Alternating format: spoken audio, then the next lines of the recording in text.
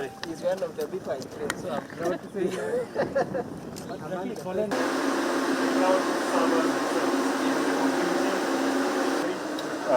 GB hard disk, something like that. Have you already worked out the costing of this?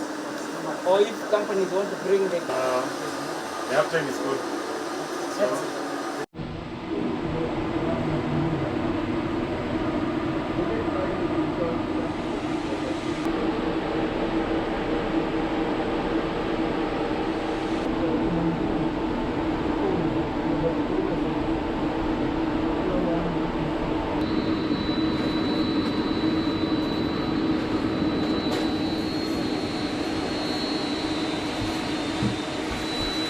the whole country is now fully aware of why we need technology.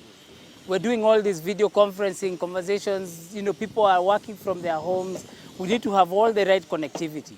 One of the challenges a country would face is that some of the applications that are being used, they are hosted outside of the country, which means we have to pay for international bandwidth, and if there's a problem with that cable, then the whole country can go off.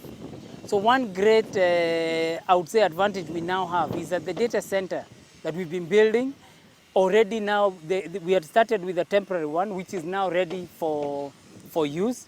That will allow us within the next week to actually have our locally hosted video conferencing platform that every Kenyan can actually now use.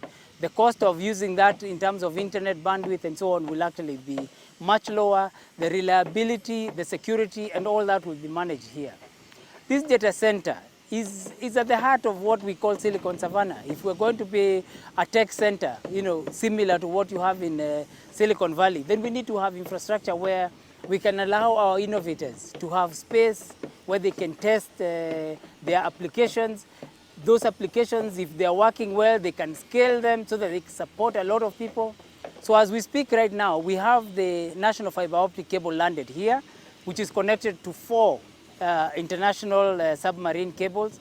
But at the same time, with the Kenya Power, we now have another 2 independent fiber cables that will take us even to the other infrastructure that we have in the country, so that this place is going to have a lot of redundancy. The power connectivity that we now have, the power station,